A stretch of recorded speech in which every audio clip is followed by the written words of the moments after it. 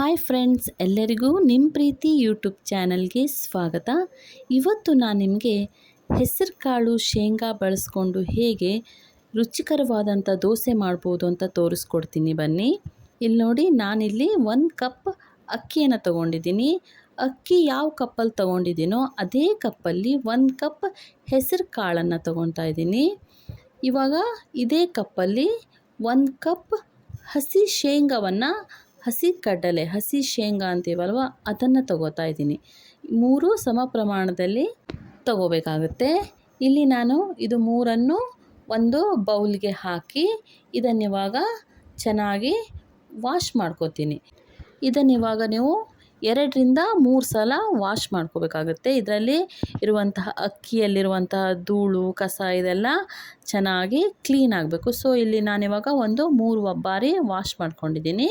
ಇದನ್ನಿವಾಗ ಇದು ನೆನೆಯುವಷ್ಟು ನೀರನ್ನು ಹಾಕಿ ಇದನ್ನು ರಾತ್ರಿ ಪೂರ್ತಿ ನೆನೆಸಿಡ್ತಾ ಇದ್ದೀನಿ. ಇದನ್ನು ಇವಾಗ ನಾನು ಬೆಳಿಗ್ಗೆ ತಿಂಡಿ ಮಾಡೋದಕ್ಕೆ ಇವಾಗ ನೆನೆಸಿಡ್ತಾ ಇದ್ದೀನಿ. ರಾತ್ರಿ ಪೂರ್ತಿ ಇದು ಚೆನ್ನಾಗಿ ನೆನಿಬೇಕಾಗುತ್ತೆ. ಇಲ್ಲಿ ನೋಡಿ, ಇವಾಗಿದು ಹೆಸರು ಕಾಳು ಶೇಂಗಾ ಎಲ್ಲ ಚೆನ್ನಾಗಿ ನೆಂದಿದೆ. ಇದನ್ನಿವಾಗ ನಾನು ವಾಶ್ ಮಾಡಿ ಒಂದು ಮಿಕ್ಸಿ ಜಾರ್ಗೆ ಹಾಕಿ ಇದನ್ನು ಗ್ರೈಂಡ್ ಮಾಡ್ಕೊತಾ ಇದ್ದೀನಿ. ಇವಾಗ ಇದನ್ನು ಹಾಕಿದ್ದಕ್ಕೆ ನೀರು ಎಷ್ಟು ಬೇಕು ಅಂತ ನೋಡ್ಕೊಂಡು ಹಾಕಿ ಇದನ್ನು ನಾನು ಇವಾಗ ನುಣ್ಣಗೆ ರುಬ್ಕೋತಾ ಇದ್ದೀನಿ. ಇಲ್ಲಿ ನೋಡಿ, ಇವಾಗಿದು ರೆಡಿಯಾಗಿದೆ. ಇದೇ ತರಹ ನಾನು ಉಳಿದಿರುವಂಥ ಅಕ್ಕಿಯನ್ನು ಸಹ ರುಬ್ಕೊಂಡಿದ್ದೀನಿ. ಇದಕ್ಕಿವಾಗ ಜಾರನ್ನು ತೊಳೆದು ಸ್ವಲ್ಪ ನೀರನ್ನು ಹಾಕೋತಾ ಇದ್ದೀನಿ. ಇವಾಗ ಇದಕ್ಕೆ ರುಚಿಗೆ ತಕ್ಕಷ್ಟು ಉಪ್ಪನ್ನು ಹಾಕಿ ಚೆನ್ನಾಗಿ ಸೌಟಲ್ಲಿ ನಾನು ಮಿಕ್ಸ್ ಮಾಡ್ಕೋತಾ ಇದ್ದೀನಿ. ಇದನ್ನಿವಾಗ ಚೆನ್ನಾಗಿ ಉಪ್ಪು ಎಲ್ಲ ಇದರ ಜೊತೆ ಹಿಟ್ಟಲ್ಲಿ ಮಿಕ್ಸ್ ಆಗಬೇಕು. ಚೆನ್ನಾಗಿ ಮಿಕ್ಸ್ ಮಾಡ್ಕೊಂಡು ಇದನ್ನು ಒಂದು ಕಡೆ ಎತ್ತಿಡ್ತಾ ಇದ್ದೀನಿ. ಈ ಟೈಮಲ್ಲಿ ನಾನು ಒಂದು ರುಚಿಕರವಾದಂಥ ಚಟ್ನಿಯನ್ನು ಮಾಡ್ಕೊಂಬರ್ತೀನಿ ದೋಸೆಗೆ.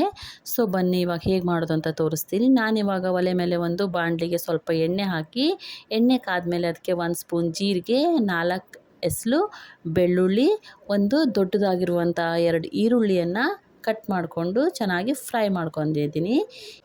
ಇದಕ್ಕೆ ಸ್ವಲ್ಪ ಹುಳಿಯನ್ನು ಸಹ ಹಾಕಿದ್ದೀನಿ.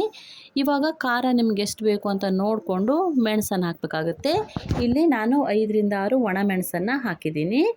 ಇದನ್ನಿವಾಗ ಚೆನ್ನಾಗಿ ಫ್ರೈ ಮಾಡ್ಕೋಬೇಕಾಗುತ್ತೆ. ಇದಕ್ಕಿವಾಗ ನಾನು 8ರಿಂದ 10 ಎಲೆ ಕರಿಬೇವನ್ನು ಹಾಕ್ತಾಯಿದ್ದೀನಿ. ಒಂದು ಸ್ವಲ್ಪ ಕೊತ್ತಂಬರಿ ಸೊಪ್ಪನ್ನು ಹಾಕಿ ಫ್ರೈ ಮಾಡಿಕೊಂಡು ಇದನ್ನಿವಾಗ ನಾನು ಒಂದು ಜಾರ್ಗೆ ಹಾಕಿ ರುಚಿಗೆ ತಕ್ಕಷ್ಟು ಉಪ್ಪು, ಸ್ವಲ್ಪ ನೀರನ್ನು ಹಾಕಿ ರುಬ್ಕೋತಾ ಇದ್ದೀನಿ. ಇವಾಗ ಚಟ್ನಿ ರೆಡಿಯಾಗಿದೆ. ಇದಕ್ಕಿವಾಗ ನಾನು ಒಂದು ಒಗ್ಗರಣೆಯನ್ನು ಹಾಕ್ತೀನಿ. ಸ್ವಲ್ಪ ಎಣ್ಣೆ ಬಿಸಿ ಆದಮೇಲೆ ಸಾಸಿವೆ ಮತ್ತು ಕರಿಬೇವನ್ನು ಹಾಕಿ ಒಂದು ಒಗ್ಗರಣೆಯನ್ನು ರೆಡಿ ಮಾಡಿ ಈಗ ಚಟ್ನಿಗೆ ಸೇರಿಸಿದ್ರೆ ಚಟ್ನಿ ರೆಡಿ ಆಯಿತು. ಇವಾಗ ದೋಸೆ ಹಂಚು ಕಾದಿದೆ. ಇವಾಗ ನೋಡಿ, ದೋಸೆ ಮಾಡಿ ತೋರಿಸ್ತಾ ಇದ್ದೀನಿ.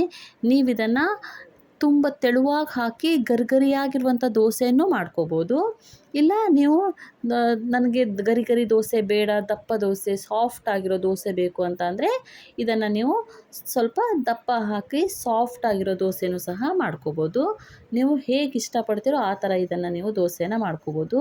ಇವಾಗ ಮೇಲಿಂದ ಸ್ವಲ್ಪ ತುಪ್ಪವನ್ನು ಹಾಕಿ ತೆಗೆದ್ರೆ ಆಯಿತು, ದೋಸೆ ರೆಡಿ ಆಗುತ್ತೆ.